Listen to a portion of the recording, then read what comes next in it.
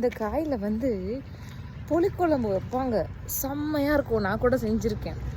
நம்ம நார்மலாக நேற்று பார்த்தோம்ல ஒரு வீடியோவில் சுண்டல் குழம்பு, அதே மெத்தட்லேயும் வைக்கலாம். அப்படி இல்லைன்னா சின்ன வெங்காயத்தை வதக்கிட்டு அதிலேருந்து கொஞ்சம் தேங்காய் வச்சு அரைச்சிட்டு ஊற்றி வச்சாலும் செம்ம டேஸ்டியாக இருக்கும். செஞ்சு பார்த்துருந்தீங்கன்னா உங்களோட எக்ஸ்பீரியன்ஸில் கமெண்ட்ஸில் சொல்லுங்கள். செஞ்சு பார்க்கல அப்படின்னா இதுக்கப்புறமா அது செய்து சாப்பிடுங்க. ஆனால் கம்மியாக கிடைக்கும்போது இது வச்சு ஒரு புளிக்குழம்பு வச்சிடலாம், ஒரு 2 பேர் சாப்பிட்ற அளவுக்கு வச்சிடலாம். ஆனால் வந்து இது 2 டைம் துவையல் வச்சு சாப்பிட்லான்னு இருக்கேன். ஏன்னா தெரியல என்ன பண்ண போகிறேன்னு. ஃபஸ்ட்டு நம்ம இந்த காய்களை வந்து காம்பை விட்டு பிரித்து எடுத்துக்கலாம்.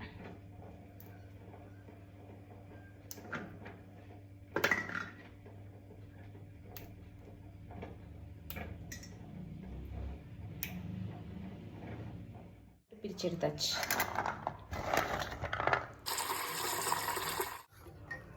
இதை இந்த மாதிரி ஒரு பாத்திரத்துக்கு போட்டுக்கலாம். உங்ககிட்ட இடி ஓரல் இருந்தால் இடிச்சுக்கோங்க, இல்லைன்னா இந்த மாதிரி என்கிட்ட இதுதான் இருக்குது. ஸோ இதை வச்சு ஒவ்வொரு காயையும் உடச்சி எடுத்துக்கிறோம்.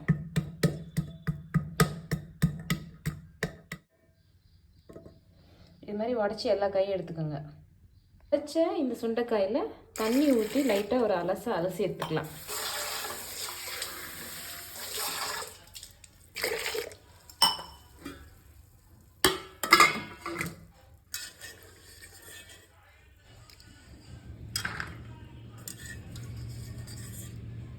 கட்டி வச்ச சுண்டைக்காய், இங்கே வந்து வரமிளகா காரத்துக்கு தகுந்த மாதிரி தனியாக விதை, புளி கொஞ்சம், வெங்காயம் தேவைன்னா போட்டுக்கோங்க, பூண்டும் அதே மாதிரி உங்களுக்கு தேவைன்னா போடுங்க, போட்டால் நல்லாயிருக்கும். அப்புறம் உளுந்து கொஞ்சம், கடலைப்பருப்பு கொஞ்சம் எடுத்தாச்சு. அது இல்லாமல் துருகுன தேங்காய் கொஞ்சம். எண்ணெய் ஊற்றிக்கோங்க லைட்டாக. உங்களோட கடலைப்பருப்பை போட்டுருங்க.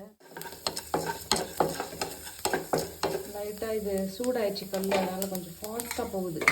இந்த டயத்தில் நம்ம வெங்காயத்தை சேர்த்துக்கலாம். கருவேப்பிலை இருந்தால் கூட கருவேப்பிலை சேர்த்துக்கோங்க, நல்லா இருக்கும் டேஸ்ட். ஓகே, அடுத்து நம்ம வச்சுருக்கிற எல்லாத்தையும் உள்ளே போட்டுடலாம்.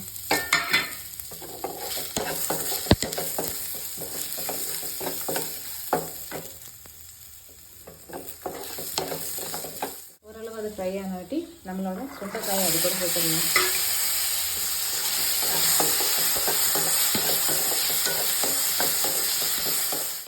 இப்போ தேங்காய், நான் வந்து ட்ரை கோகோனட்டு தான் என்கிட்ட இருந்துச்சு, அதனால் ட்ரை கோகோனட் சேர்த்துருக்கேன். உங்களுக்கு தேவைன்னா நீங்கள் ஃப்ரெஷ்ஷான கோகோனட் சேர்த்துக்கலாம். அவ்வளோதாங்க. இது கூட கொஞ்சம் பச்சை கருவேப்பிலை இருந்ததுன்னா அதையும் போடுங்க. காஞ்சது கிடச்சாலும் காஞ்சது போடுங்க. எனக்கு பச்சை கருவேப்பிலையோட ஃப்ளேவர் ரொம்ப பிடிக்கும், அதனால் நான் இப்போ போடல. வாங்கிட்டு வந்துட்டு போட்டு அரைச்சிட்டு அதுக்கப்புறம் சாப்பாடோடு சேர்த்து சாப்பிட வேண்டியதான். ரொம்ப சிம்பிளாக இருக்கா டிஷ், எப்படி இருக்குன்னு சமைச்சு பாருங்கள். எடுத்துக்கிட்டேன். இப்போ வந்து தேவையான அளவு உப்பு போட்டுட்டு அரைக்க போகிறோம். சட்னி, பருப்பு, வெஜிடபிளோட இன்னைக்கு லஞ்சு ஸ்டார்ட். அவ்வளோதாங்க, என்னோடய சிம்பிளான லஞ்ச் ரெடி. சாப்பிட போகிறேன். நீங்களும் இந்த சுண்டைக்காய் சட்னியை ட்ரை பண்ணி பாருங்கள். சுண்டைக்காய் கிடச்சா மிஸ் பண்ணிடாதீங்க. இதை வந்து பறித்து உடச்சி காய வச்சு வத்தலாக்கி வத்தலும் சாப்பிடுவாங்க. அப்படி இல்லைன்னா புளிக்குழம்பு வைப்பாங்க. சாம்பாரும் நல்லாயிருக்கும். இந்த மாதிரி துவையலும் சூப்பராக இருக்கும். எப்படி இருக்குன்னு ட்ரை பண்ணி பார்த்துட்டு எனக்கு கமெண்ட்ஸாக சொல்லுங்கள். சரியா? கேட்டா